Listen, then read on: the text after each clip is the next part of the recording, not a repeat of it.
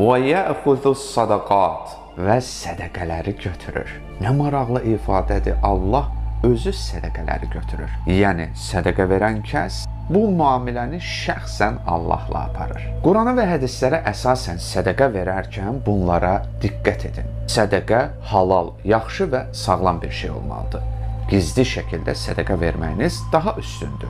Sədəqəni əziyyət və minnətlə verməyin. Gərək tam şəkildə xalis və səmimi niyyətlə verməlisiniz. Biz gərək sevdiyimiz şeylərdən sərf edək. Artıq kimsəyə lazım olmayan, ehtiyac duymadığımız, eyibli və bu qəbil şeylərdən yox. Sən özünü əlindəkinin həqiqi maliki təsəvvür etməməlisən.